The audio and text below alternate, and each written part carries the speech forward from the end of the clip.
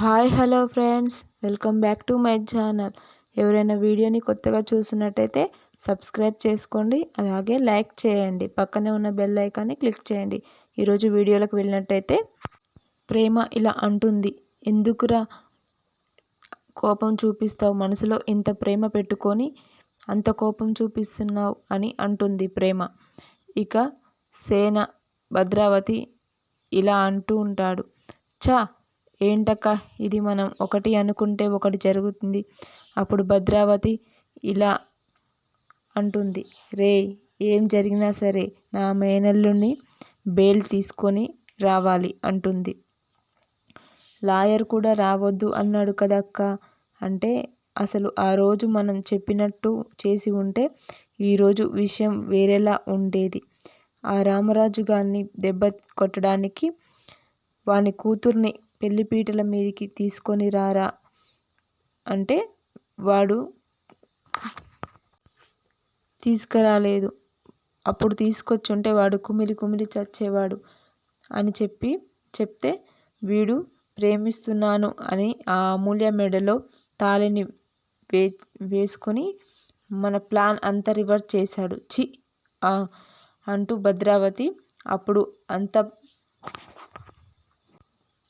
విన్న రేవతి, ఓహో ఇదంతా మీ ప్లానా అంటుంటుంది.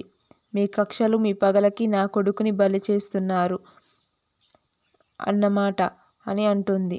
అప్పుడు సేన, నోరు లేస్తుంది ఏంటి అంటాడు. అప్పుడు రేవతి, నోరు లేవడమే కాదు, నా కొడుకు ఇంటికి రాలేదంటే ఇక చాలా జరుగుతాయి.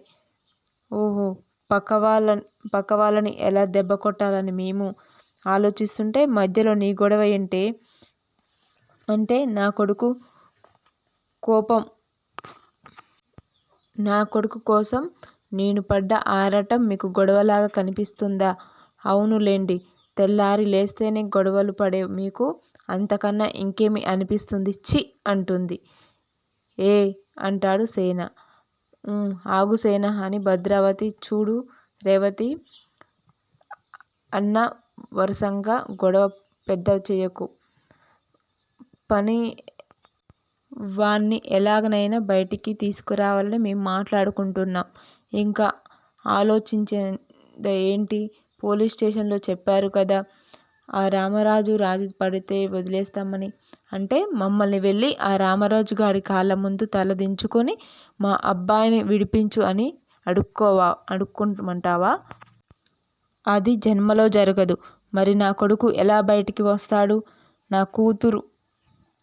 నీ కూతురు ఉంటే నీకు ప్రాణం కదా, నువ్వు అడిగితే నీకోసం ఏమైనా చేస్తుంది కదా, వెళ్ళి నీ కూతురు ప్రేమను అడుగు, అది తలుచుకుంటే ఈ పని చేయగలదు, వెళ్ళు అంటుంది భద్రావతి.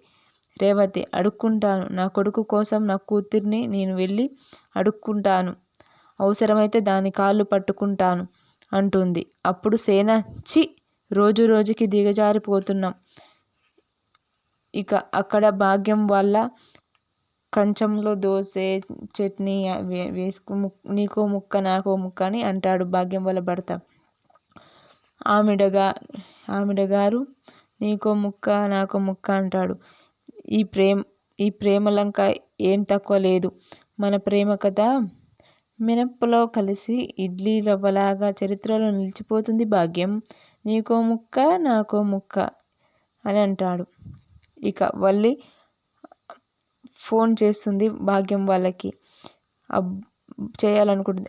ఒళ్ళంతా నొప్పులు, ఆ జంట దయ్యాలు నన్ను పట్టుకొని పీడిస్తున్నాయి, ఈ విషయం అర్జెంటుగా మా ఆయనకి చెప్పాలి, మా అమ్మకి చెప్పాలి.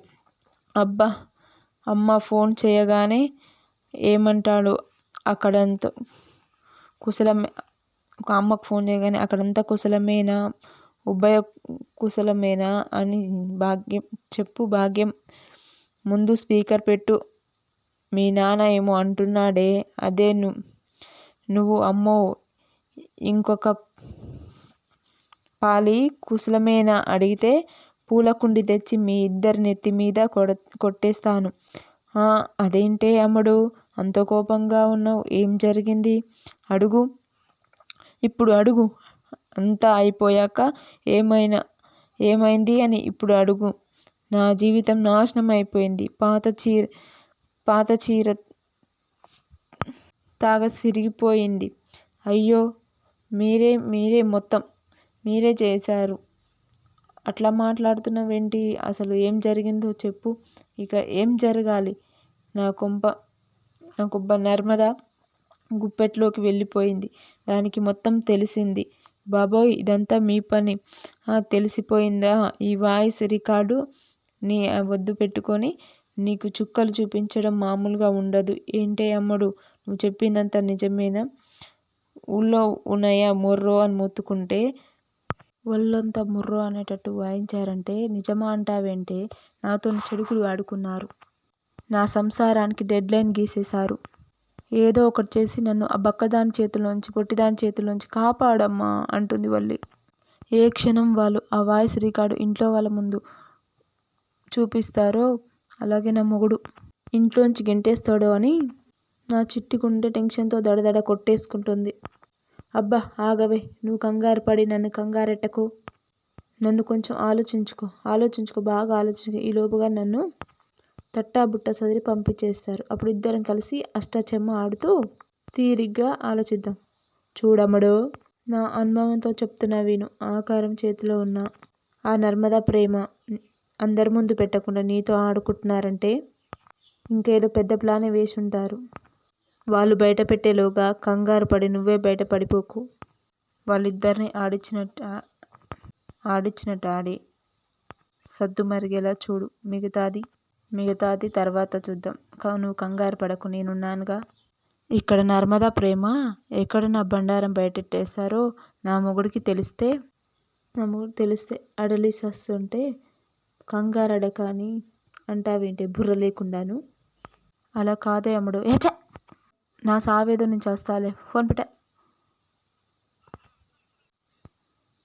అమ్మడు వెనకంగొచ్చి చందు అయితే బిర్రగా పట్టుకుంటాడు వల్లిని.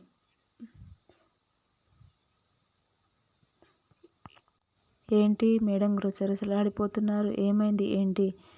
అబ్బా ఏం లేదు. కూరం కారంలో ఎక్కువైంది.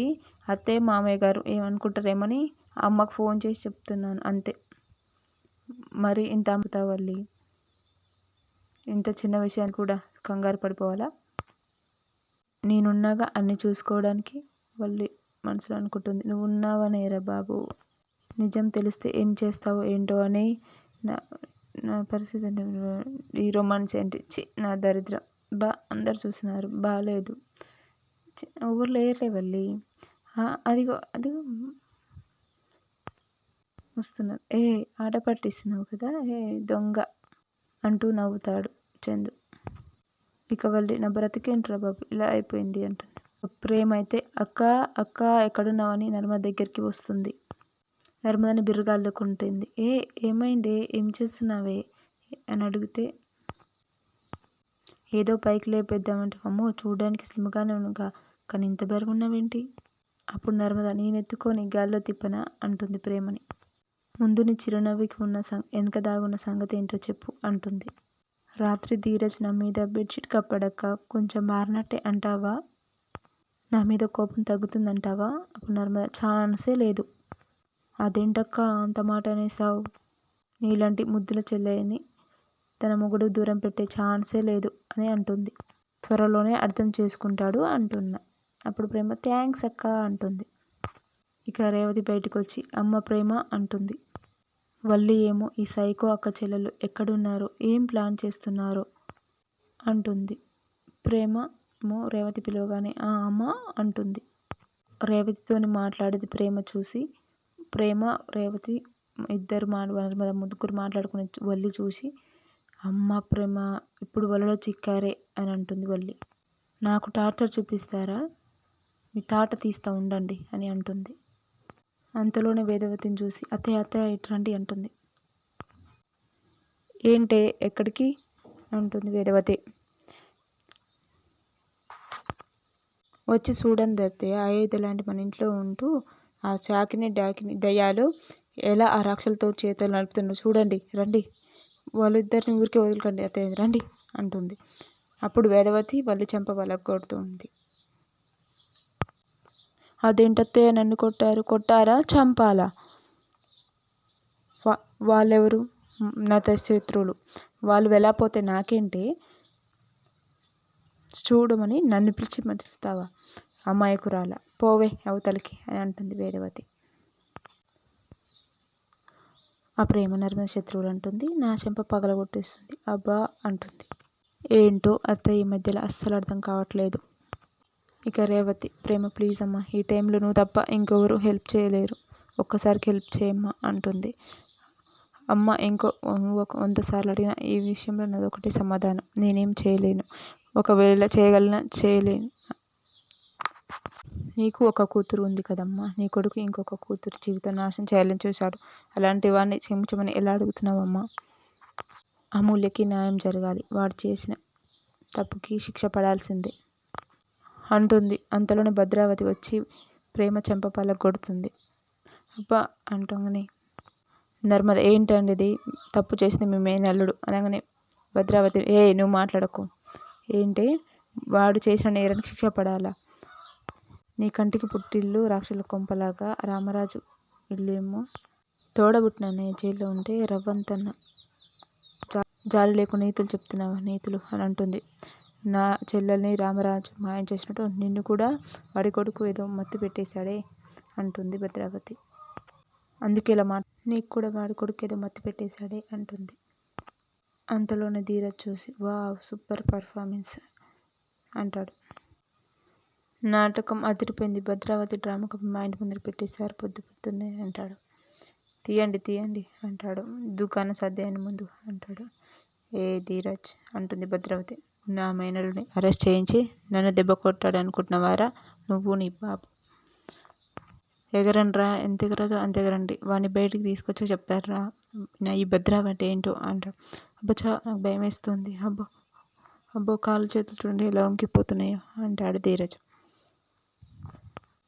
ముందు దమ్ముంటే వాడిని బయటికి తీసుకురా, అప్పుడు చూద్దాం అంటాడు. నీ వల్ల కాని పని, అనవసరమైన శపథాలు చేయకు రే అంటాడు సేన. నీకు బాగా పొగరు ఎక్కువైందిరా అంటాడు. ఏదో ఒక రోజు మొత్తం అణిచేస్తాను అంటాడు.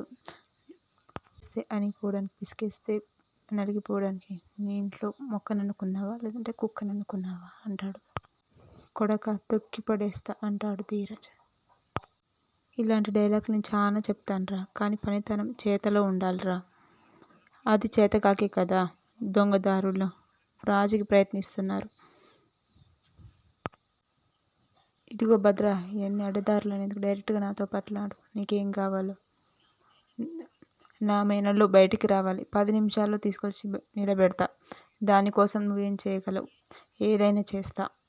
ఏదైనా చేస్తావా? ఏదైనా చేస్తానురా.